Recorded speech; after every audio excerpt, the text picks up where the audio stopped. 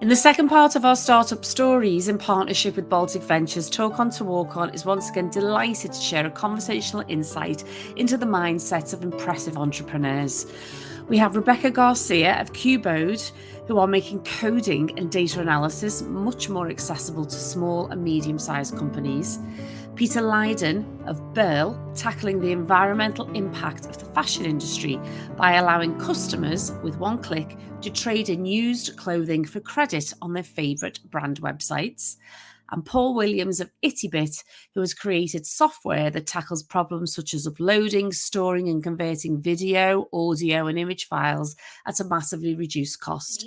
I care more about what I think. And if I am making decisions that fulfill me and make me happy, if I make mistakes, I learn. I'm only 30. Fundraising, it's like going to a club as a 17-year-old that has never been to a club. You know kind of like what you're looking for, but you don't know how it works. You have to go between vision and organizing the day-to-day and kind of like being an execution machine. But I do think the vision and setting up the time to share that vision with the rest of the team and other stakeholders constantly is much more important than I ever thought. Actually, you talked about skill set before. I think your moral set is probably the most important thing in terms of like you both got to agree what's right and what you're prepared to do and what you're not. So I guess my big frustration is all about people who say what they're going to do rather than talk about what they've done. There's always times we disagree, right? And I think it'd be wrong if we didn't, because we wouldn't really be that passionate about what we're doing if we just sort of let each other get on with it. The power of the team and the collective is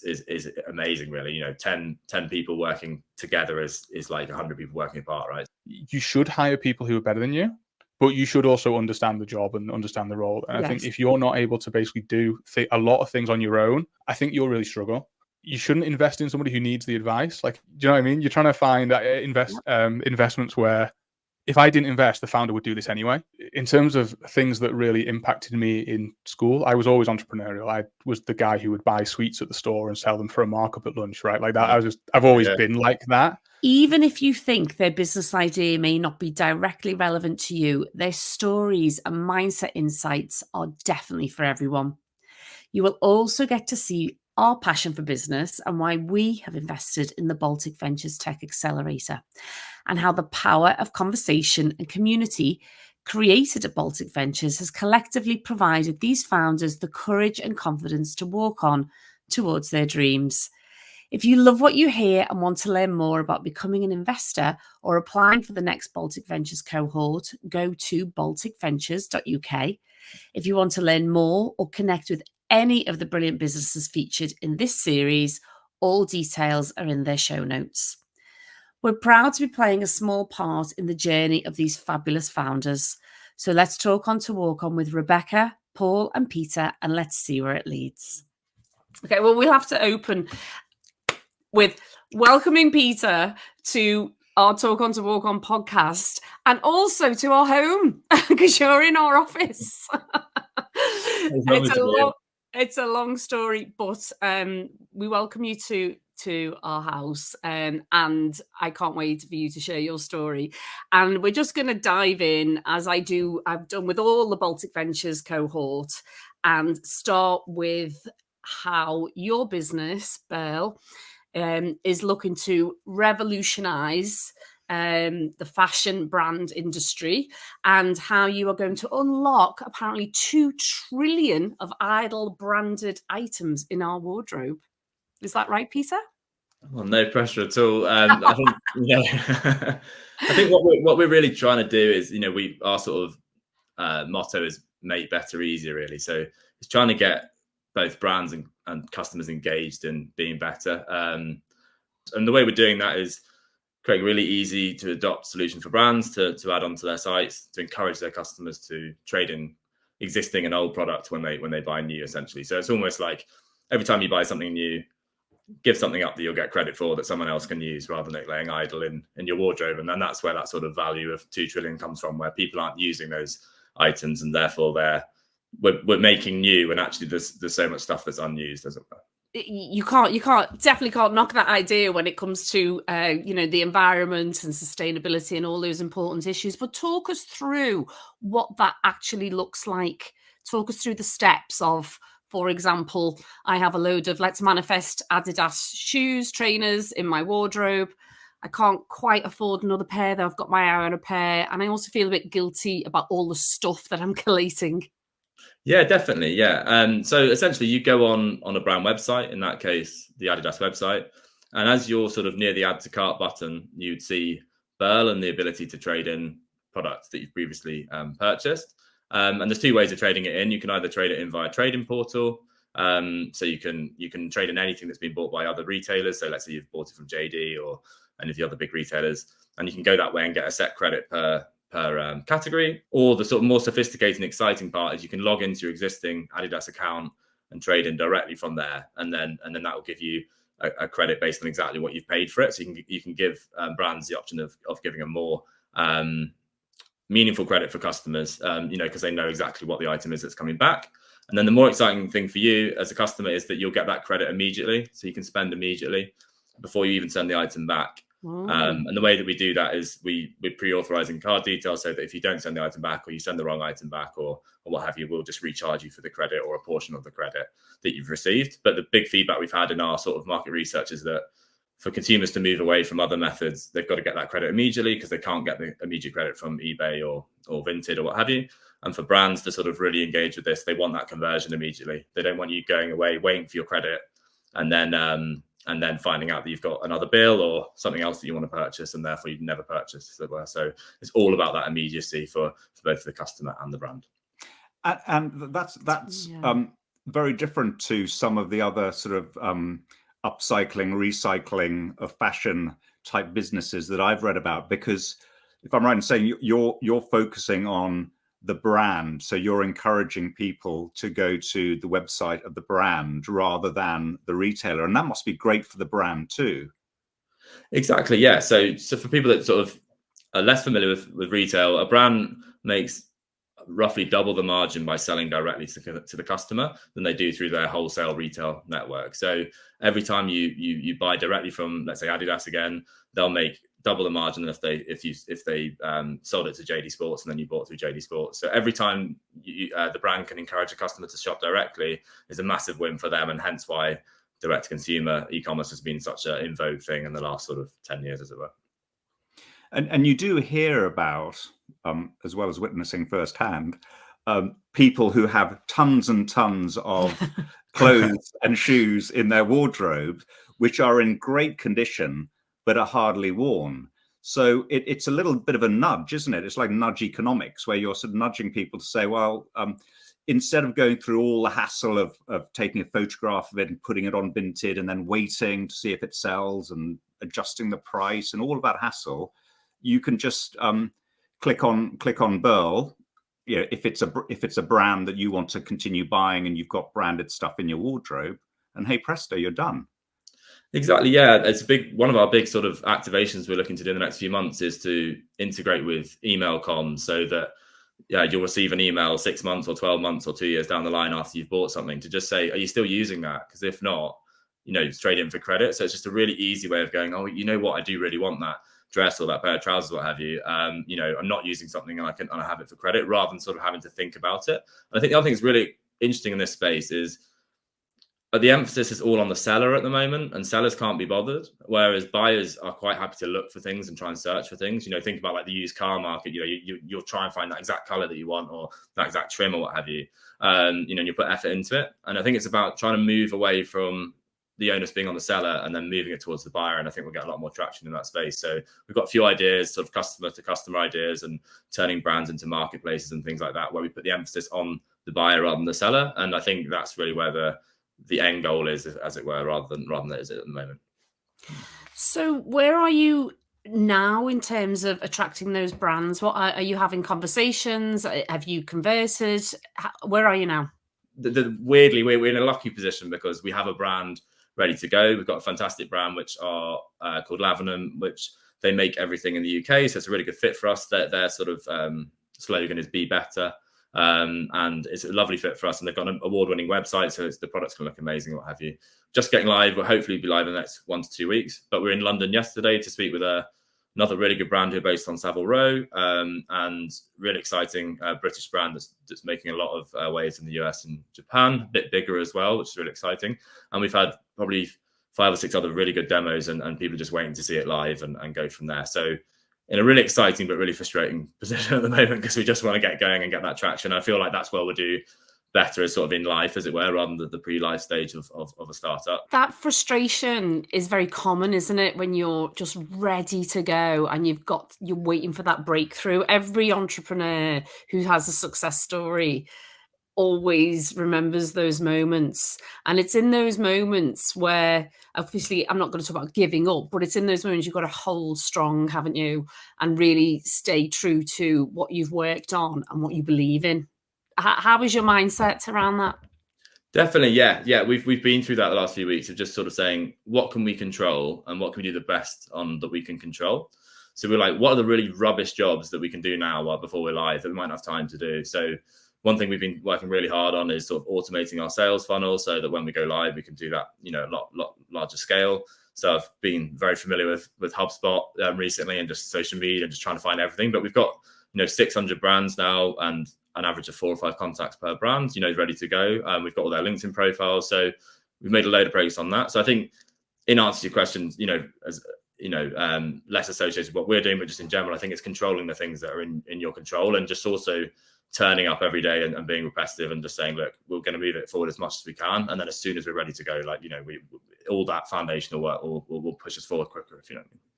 What is it across the big brands? Because you would think that this is right up their street. Is it just general inertia in the industry that is preventing them from absolutely, getting excited and adopting, Birl's product? Or is it just because they're large organizations and everything takes, a long time to make any sort of fundamental changes? Yeah, great question. I think the sort of stigma around secondhand has definitely changed a lot. So we're getting a lot of progress there.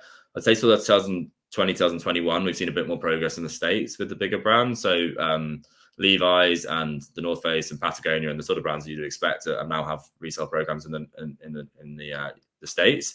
But fundamentally, I think the biggest sort of sticking point for a lot of brands is just what happens to that product. They don't want markets that they're unaware of to be flooded with product that and all the rest of it. And part of what we're trying to build is that transparency from end to end, so we can say exactly where that product ended up.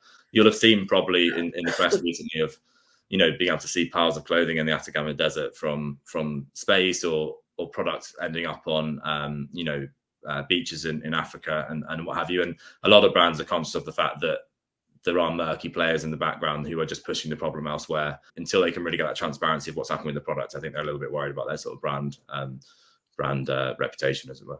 And you've got a 0 to landfill guarantee, don't you? Exactly. Yeah. So we work with a marketplace called Market to sell everything that's resellable. It's fantastic. They take such. We were up there in Easing World near York a few weeks ago. They take such pride in everything they do. If everything can't be sold, we look at upcycling it. So looking at, let's say, taking a jacket, making it into a dog jacket or anything like that. That's sort of our big next stage is to do that. And there's some brilliant partners out there like Greater Goods and a lot of individual sort of artisan partners who can do things like that.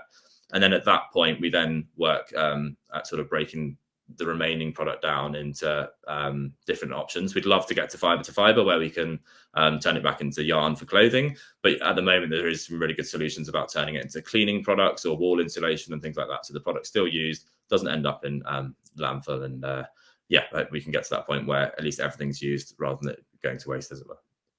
And is there a reward for the customer the more they do it? Is there an incentive other than the environmental, you're doing good for the planet incentive?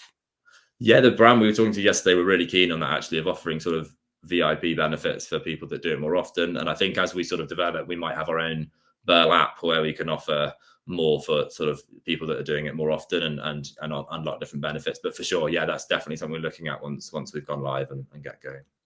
This isn't your first business, though, is it, Peter? What lessons did you learn from the last one? Tell us about that. Yeah, good question. I think people, like in life, are what makes life and good and bad. And I think you've got to be surrounded by the right people. I wasn't. I really took advantage of. I started when I was 25. I took on some help and some resource and what have you. And and it's a really weird one, really, in terms of it. You grew the business really well, with no external investment. Went from pre-revenue to sort of 2 million revenue. Did lots of good things, had lots of success, but ended up leaving the business because it wasn't good for me anymore. I was in over Christmas with my, I think, 1-year-old daughter at the time, and my wife came in and said, you haven't actually spoken to her in the last 40 minutes. Like, you haven't actually even said anything. And I realized sort of how bad a place I was in at that time, in terms of how negative it was having an impact on myself. So I've always had this ethos of, like, there's no point of being in a room on your own surrounded by money with no one to share it. So, I was like, well, I don't want to lose the things that are most important to me. So I decided to step away and start again. So I moved away to work for an organization, and then realized that wasn't really for me. So I needed to start something again. So yeah, but just on a different foot as well. But what a powerful moment, even though it's probably one that made you want the ground to swallow you up at the time. It's actually that moment when your wife was brave enough to say it to you. It gave you a real kick, didn't it? To really appreciate what's important in life, but actually how you're going to then work on the balance of being motivated to achieve the dream of being a successful entrepreneur and provide for your family, but also making sure that you have time for them. 100%. Yeah. I mean, I don't regret the decision. It was one of the best, probably the best decision I've ever made. Every month I've had since has been better than the years I've had previously. And you realize what's important, and success has come as a result, really, in terms of lots of different ways. And most importantly, I just feel a better person and a better parent as a result. And, that's what drives me.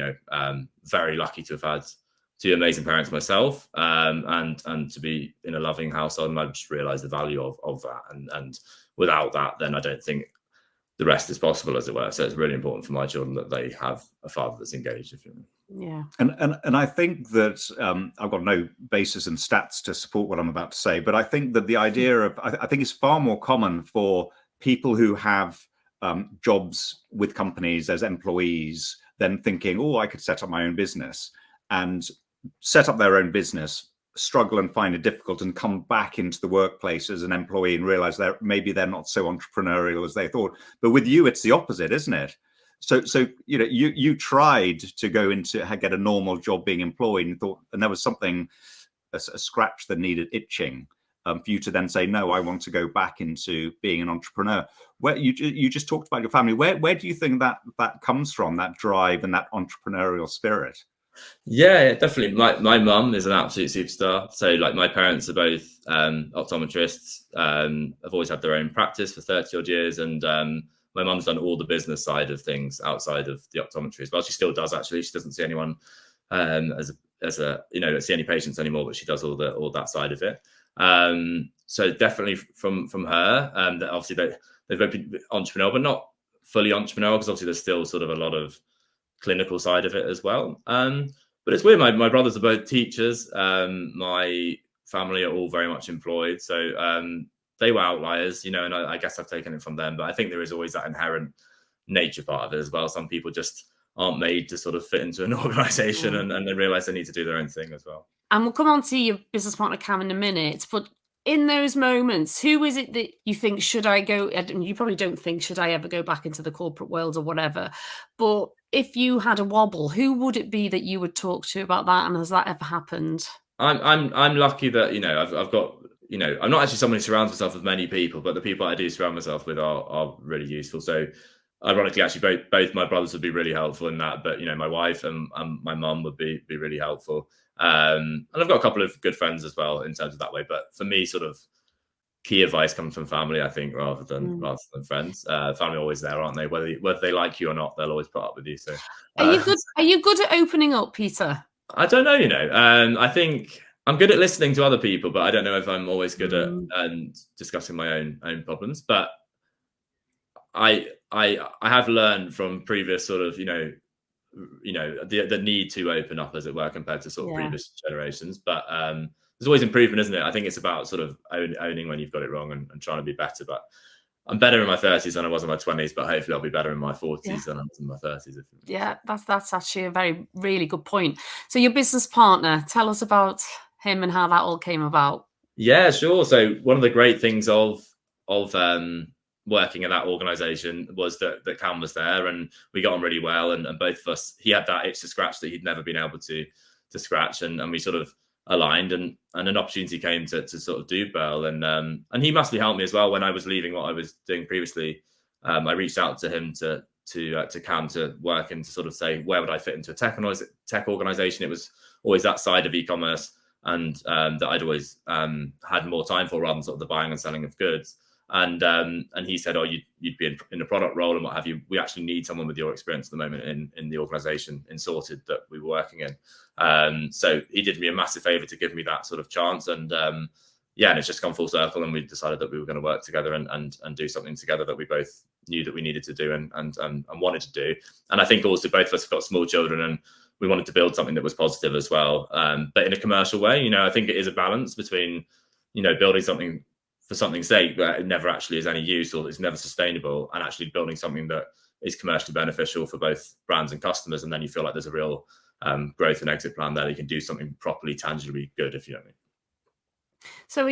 mean. So there's a conversation that you've had that's changed your life. You recognised something in Cam that you knew that you were drawn to, and he's seen something in you, and now you're trying to change the world together. It's brilliant.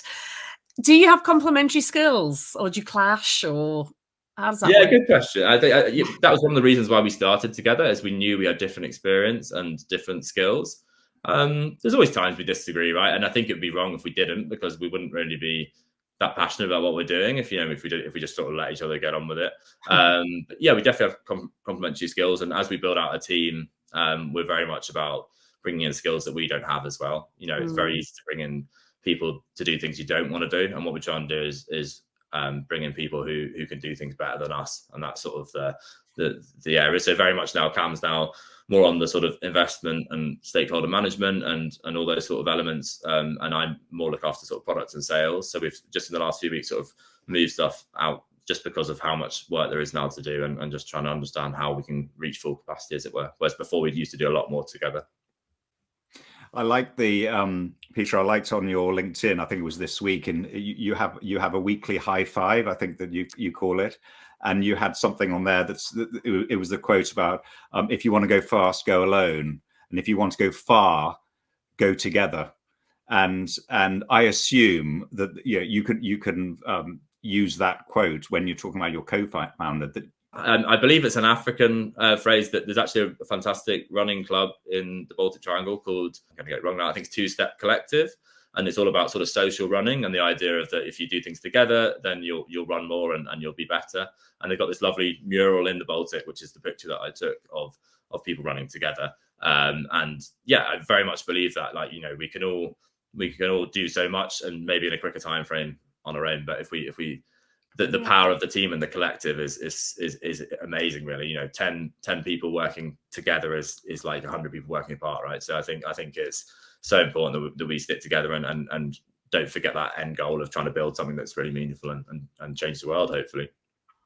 It's interesting in the episodes that we've done with your fellow sort of cohort in Baltic Ventures, there seems to be a universal agreement that having a co-founder is absolutely crucial, and trying to go alone as a founder, a solo founder, is so far more difficult.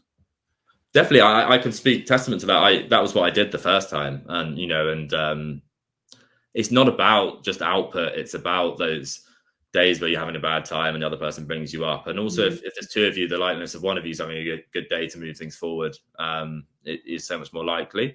I saw this article the other day about, will AI get rid of co-founders, that you can get rid of a lot of the admin to a second person. But I really don't think that's what it's about. I think it's about that collective of teamwork, bringing it together, dragging each other along, and no one gets left behind, sort of thing. And I think that's why I think a co-founder is so important. And you see why so many VCs and what have you will only invest in co-founding teams, but I think that's because they just stick at it a bit longer. They just you know, they can just go for a bit longer. In you know, you get some amazing people that can do it on their own, but you know, hats off to them, because I think it's a lot easier doing it together.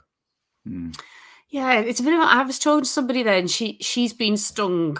It's somebody we mentor, and by a co-founder. They were on the very early days of the business, and they've now parted ways. And now she's very much never again, never again. And it is just, she's got to be brave and keep her eyes open. But it's about building that trust. It does take time, doesn't it? And I know she's in a hurry. So it's hard, isn't it, to be brave and take that step and seek out a co-founder, or do it alone. But I do think if it works, it's pretty priceless, and you create memories together as well as building the business. Definitely, you need that trust. I mean, you see them more than you see your actual partner, right? So in terms of like, you know, you really need to trust them inherently, and actually, you know, you talked about skill set before. I think your moral set is probably the most important thing, in terms of like, you both got to agree what's right and what you're prepared to do and what you're not, and then go from there in terms of are you complementary as, you know, business partners or founders or what have you. But yeah, trust is massive. I think without that, you'd be constantly looking over your shoulder about what the other one wants to do and what have you. And how has the Baltic Ventures experience been for you from a business growth perspective and a collaborative perspective? I mean, from partnerships angle, we've had all sorts of great stuff. We've had some brilliant, agencies and partners and opportunities as a result of it, and that's been fantastic. From investment side of things, it's been really progressive as well. And then also just sort of simplification of what we're doing is, I think, a big part of startups, and something that gets overlooked in terms of like, it's very easy, and we still struggle, right? I still struggle of like, how do I explain Birl to someone who doesn't know what we're doing? I think all that sort of value proposition and product market fit and all those elements are really, really helpful to be part of an accelerator. And then it also, that togetherness, as you say, of like, you know, there's other people that are struggling like you know, I think, you know, when you're struggling to get investment or struggling to get that first brand or what have you, to have 9 others or 8 others in the cohort that are all having the same problems, it really makes you realize that actually, you know, especially in this environment, it's not easy, and you need to just keep going and turning up and what have you, and you know, and you can all lean on each other to do well. And this, again, there's other people with different skills to you, so it's all about making sure you turn up and learn as well. That's the big thing for me. There's some people out there like Thomas on the, you know, amazing at sales and outreach and putting their, you know, his CTO brand out there. I've learned loads of him. It's a great example. I'm naturally sort of more introverted, so just trying to sort of put myself out there and do that sort of thing is something that I'm really trying to embrace, and what he's done. And he's been so helpful and so generous with his time as well. So yeah, it's really good people, but I think the togetherness is probably the main thing that we got out of it. And I know, Peter, that I think you call yourself an adopted Scouser, but I read you mentioned that one of the reasons why you were so happy to be joining the Baltic Accelerator was that, you know, it's based here in Liverpool in the Northwest, and being an adopted Scouser. And by the way, I'm also an honorary Scouser. Honorary. Is that like a promotion? to adopted, I don't know which comes first. Yeah, work harder, Peter. You'll soon become an honorary Scouser. But it was important for you to be doing something for the region and giving back, and that part of what Birl is all about was important, and that connection with the Baltic Accelerator was important to you. 100%. Yeah, I live in Liverpool myself, and I went to University of Manchester. I met my wife in University of Manchester. I came out and I struggled for job opportunities within the Northwest that I thought were aligned with what I wanted. I wanted to think big and to be at the top end of you know, what organizers are doing and be innovative and what have you. I think that was a big reason why I ended up going into sort of being an entrepreneur at 25, is I didn't see a lot of the job opportunities that I wanted in the Northwest. But I haven't forgotten that, and I think it's really important that people have opportunities in the Northwest, and that there's exciting things to drive people up here. There's so much going for the region, and if we can just create a reason for people to stay in Liverpool post university, or, you know, or people who are from Liverpool to not leave, you know, it's massive. And we've just employed someone who's from Liverpool, spent 10 years in London, and we've given them a reason to come back to live in Liverpool and be where they want to be. And that's really exciting for me. That's fantastic. You know, everyone that we've employed so far is based in Liverpool. and you know, it's about creating that hub. I look at what like Gymshark has done for Birmingham and creating that hub and creating that example. And if you don't have a pioneer or a leader, others can't follow and see that it's possible. And I think that's really what we're trying to do at Birl, is say, look, it is really possible to set up here. There's lots of advantages of doing so. It's actually a really naturally innovative place. I think Scousers as a whole are quite an innovative community. Like, you know, everyone's got a side hustle, everyone's doing this, everyone knows a little trick that no one else knows, what have you, and all those sort of bits and bobs. And I think, you know, if we can create more business and innovation here, I think that's a really exciting thing for the city, and the city lends itself to it, as it were. You know what, Peter? I'm just going to say thank you, because I feel a little bit emotional, actually, because that was one of the big factors for us to invest in Baltic. You know, everything that you've just said, and the fact that you're saying that you're already employing people that are from here, it's like a massive. I feel it, honestly. We don't we? It's exactly the outcome that we were looking for, by being investors in the Baltic Ventures. So thank you for that. You mentioned Gymshark and you're now employing people. How does that make you feel? Are you conscious that you've now got to create a culture to keep people happy and part of the Birl brand? Yeah, 100%. Yeah, it is. It definitely is ramped up in terms of responsibility. I mean, like, I look at stakeholders, you know, within our business, and staff are number one, but like above us, you know, like, you know, if there's only enough for either us or them, it'll always be them. So in terms of, you know, it's very much they have to be central to what we do.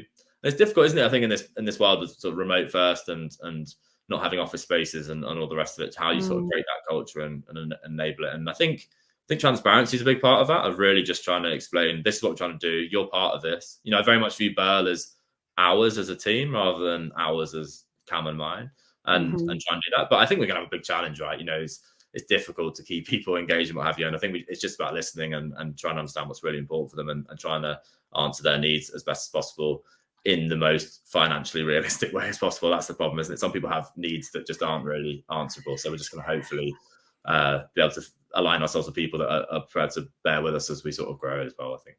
Yeah. And you talked about you know, the challenges of remote working and Michelle's question about building a culture. I also remember you saying that and of course you've got your kids at home to think about, and Cam's got his kids as well. And I remember reading something you said, that you developed quite a unique working routine to cope with all of that. Tell us more about that, because I don't know, there was no explanation to go with it. So I'd like to hear what you have to say about that. Yeah, sure. Yeah. So I think there's 5 areas of life, right? So there's work, family, recreation, sleep, and exercise. They're like the 5 key areas, right? And I don't think you can prioritize all of those 5, unfortunately, especially when you have children. So my routine is, I used to give up exercise, and I don't. I think that's non-negotiable for me, for my sort of mental health. So I now pretty much sleep in a very strange way. So I basically, so I work normally from, so like I'll get the kids up 6:30, work 7:30 till 9, or commute, what have you, work till 5, and then I always take time out then to make sure the kids like bath, go to bed, what have you, and then I spend 2 hours with my wife at sort of 7 till 9, 8 till 10, depending on how it works out, and then I work from that time till 2 in the morning. Oh, bless. And then I start again at 6, because I know that no one will bother me at that time, so I can get the most done. But I do little cheats, so like I might go back to bed when the kids go back to school, just go to school or what have you. So I might have 6:30 to 7:30. I might fall asleep with my little boy, so I have an hour then. Do you know what I mean? So I try and fit it out there. But fundamentally, when work's hard or work's tough, I'll go till 2 every day, and you get used to it. It's fine. You get, and I like it because I know that for whatever reason I'm productive at that time. I can get going and no one else bothers me. So yeah. Problem is I eat a lot of rubbish food at that time. That's the big negative. It's like it's very hard to keep going without sort of being on the Haribos, as it were. So yeah, that's the negative. Was that one of your 5, nutrition or no? Yeah, that's why I haven't included it. I think I couldn't not account for. And your wife gets the starfish in the bed. yeah, exactly. Yeah. Well, there's no space anyway. The kids are always in the bed. So there you go. Oh, I mean, that sounds pretty tough, but it is it's the reality of being driven, focused. You know, you are on the cusp of huge things, which, you know, it's coming, and you're at a really crucial point in your business, aren't you? So is that sacrifice of your sleep and or mixing up your routine, do you see it as a sacrifice, or do you see it as something that you will retain? I don't know. I think, yeah, I don't think it's healthy long term, but Yeah. very much like, you know, you have to be good. You have to just, you know, to be good at something, you have to be able to do something that other people aren't prepared to do, right? Or at least match them. So, you know, the easiest thing to do is put more effort in, right? You know, whether you're, you know, more talented or more lucky or what have you, you know, I think all of that comes from effort, right? And, you know, you see that with the best athletes in the world or the best minds or what have you. And that's just my effort to know that when I do go to sleep, I can feel happy that I've given it my best every day. And that's not a Monday to Friday thing either, by the way. That's like, I do that at least one day on the weekend as well. So it's so it just becomes a normality. But I think habit becomes easier, if you know what I mean. So, but yeah. There is actually a saying you just reminded me, it is that be prepared to do today what others aren't prepared to do, to have tomorrow what others won't have. So there you go. Well, hopefully the second bit comes true. And something good will come out of it, I promise you. Whatever it is, and it will be Birl, because we know that that's going to happen for you, and it's happening already. But it is the realities of being an entrepreneur. It's not easy, is it? And I know you've talked about peacocking on, you know, some tech leaders sort of get on your nerves a little bit when you look around the startup tech landscape. Tell us about that and what your thoughts are around that. Yeah, definitely. I think it's a dangerous space, tech, because people expect to be funded, and people need to be funded, right? Because for lots of reasons, but, you know, things are expensive to build, you know, so that's the case. But coming from like a proper bootstrapped e-commerce business where like you spend your own money, you know, you do things that get you to the next stage, you know, organically. And I think a lot of people are doing things and saying things because they think that it'll attract investment or make them look really good, rather than making their business better, which will then actually attract investment. So I guess my big frustration is all about people who say what they're going to do rather than talk about what they've done. And, you know, and that's just such a toxic place to be in, really, because you're like, all you ever do is say you're going to do things, and inevitably you're just lying to yourself that you know, rather than anyone else. So I guess from my side of it, it's just sort of like strip it back. If there was no investors involved, if there was no glamour involved, there was no awards involved, what would you do to make your business better? And if you do that, all the rest of it will come. You know, it will naturally, people will be attracted to you. Like you speak about, do you know the ice cream brand Halo Top, that like the really low calorie Halo Top ice cream brand, where like he like transformed ice cream in the States, and like people like find his address and knock on his door trying to invest in him because he's doing such a good job. Do you know what I mean? And that's literally the, you know, I know that's an extreme case, but like, rather than just think I need to do all this stuff for investment, do the stuff right and it will all come. Do you know what I mean? I think just everyone's looking at, well, not everyone, some people are looking at things back to front as well, I think. Interesting take. And unfortunately, there is a history of people who you think are clever and should know what they're doing actually falling for some of the hype and the hyperbole that comes out of people who are maybe ambitious beyond the ambition they should really have. Is that your experience? Do these types get found out? Well, you've got that amazing use case of Theranos, right, with Elizabeth Holmes. Yeah, you know, that's probably the extreme example. I think you will get found out at some point now. I think, you know, there's so much data on everything. There's so much visibility of what you're doing.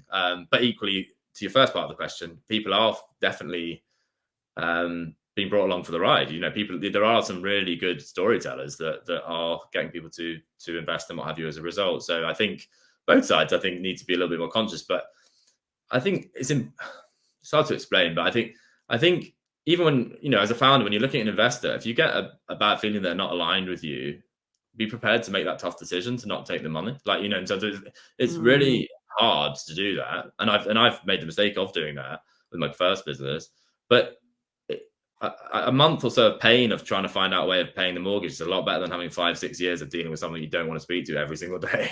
So, you know, in terms of, you know, and that's, you know, it could be longer than that, right? So yeah, it very much, if you get a bad inkling, just stay away, because I think it was part of my high five as well. Is your hunch is made up of a lifetime of experience, right? So your hunch is usually right most of the time. So if you feel really bad about something, it's probably for the right reasons. Yeah, trust your gut, definitely. I love that.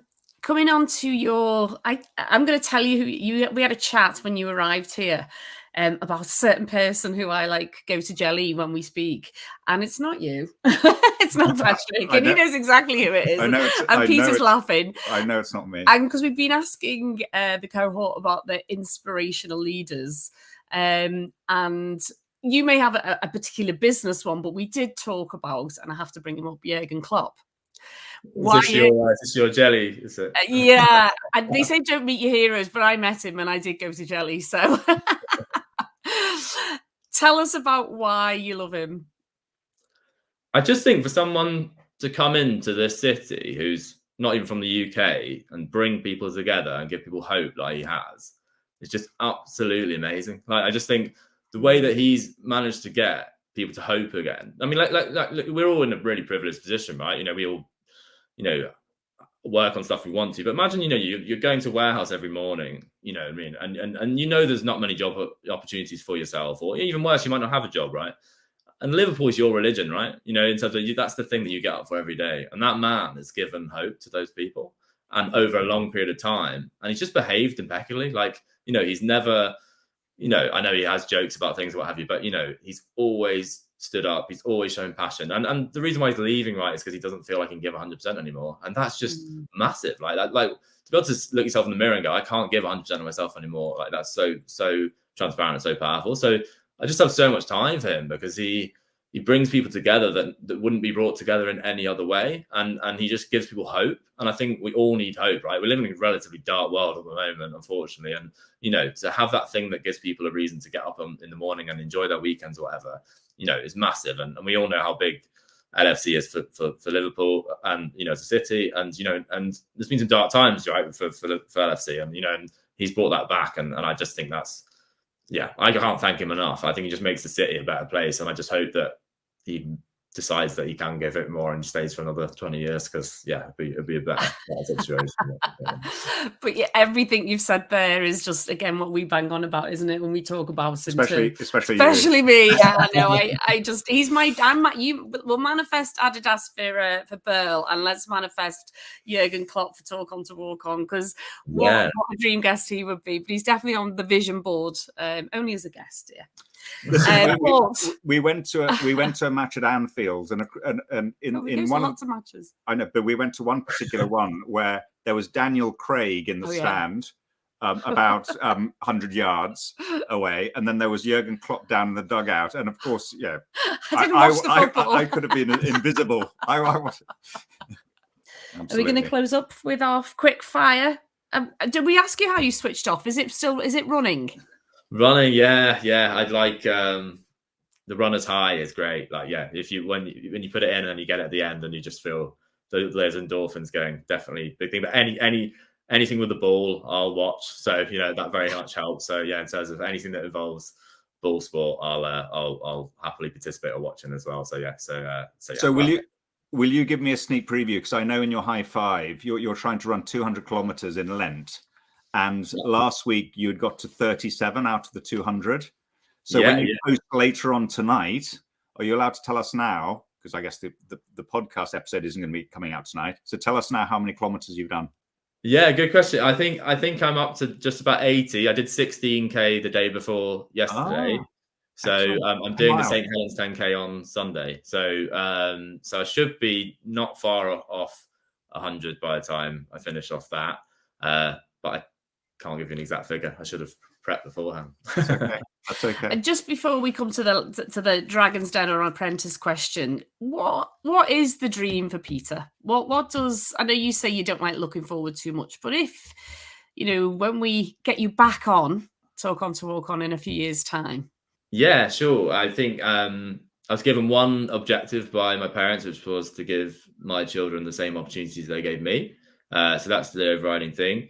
I would love freedom to work on what I want, and also freedom to live where I want. And apart from that, nothing really sort of, they're the three things, I think. So that's brilliant. So Dragon's Den or Apprentice? more of a Dragon's Den. Not, I don't like the hype side of things. I think The Apprentice probably doesn't align with that. So definitely Dragon's Den. And it's really nice to see those lads from Formby on it the other day, Lux Collective, and they've done really well. So shout out to them. Good on them, and hopefully we can maybe work with them soon once we enter a few different markets. So yeah, Dragon's Den. Yeah, that would be great. Do you know the guys there? Have you No, met them? don't at all. But I just love what they've done, and I love the power that they've brought with social media. So I just think it's great. Like, stick to what you're good at, and keep going at it, and they've done a good job. So, but thinking about it, I'm not telling you what to do, but I guess you've thought that I'm guessing they would fit quite well with Birl then. Yeah, so they're more aligned with luxury at the moment, but definitely in terms of for us as we move into that luxury rather than sort of premium space, could be really good fit. And we've got a few ideas that they can maybe help us with in terms of we'd like to use tech that allows secondhand to be sold across multiple marketplaces at once, and it would need like a sorter process to do that. So someone with their experience might be a massive help in that. So yeah, definitely like to if they're watching this or what have you, it'd be great to speak to them and have a chat. Okay, brilliant. Yeah, definitely shout out to them. That will definitely happen. There's no doubt about that. So in terms of if any you're in the process of still raising finance, is there a call to action for you're looking for investors? Yeah, I probably haven't shared the good news actually. We just I can't say exactly what it is because we're under embargo, but we've just raised we've just been successful in getting a £350,000 grant off the government to sort of add some AI and machine learning into what we're doing, which is really exciting. So we're in to win that or secure that, we have to match that with private funding. So we're about half the way there at the moment. So yeah, we'd love to get to that point, and then we can really just crack on and move with that sort of £700,000 runway, which will be massive for us because we'll be revenue generating as soon as we go live, and we're relatively capital efficient really because we're sort of the glue. We don't have a lot of overhead really. So for us that's massive and gives us the chance to focus on Birl rather than focus on raising money. So yeah, that's what we're doing at the moment. Congratulations. So if people want to get in touch and be part of the Birl story, is it through LinkedIn or the website? What's the best way to get hold of Peter and Cam? Yeah, we'll take any inquiries, any format. but Cam at wearebirl.com or Peter at wearebirl.com is probably the best. Obviously LinkedIn's great, but yeah, we're wherever you can find us, we'll answer. We're very much active on everything that we're there for, and happy to speak to anyone and explain a little bit more what we're doing. Great. Well, we'll put all the as we will with all the cohort, put all the details in the show notes, and we'll be sharing some of this on social media as well. And so there'll be plenty of opportunities for people to find those links and connect with you. So what a brilliant story, Peter. We're both really excited, aren't we, to be part of the Birl story and the Baltic Ventures cohort 2023. So it's great. Yeah, thanks, Peter. And Birl's business in particular is something which is going to change. It's one of those big societal changes that's needed. So it's really, really exciting to hear you describe what you're up to, and we're really looking forward to following you on your journey. So thank you. Thanks so much. It's been an absolute pleasure talking to you guys and for making me feel so welcome. Thanks so much. Thank you. Oh, you're welcome. Take care.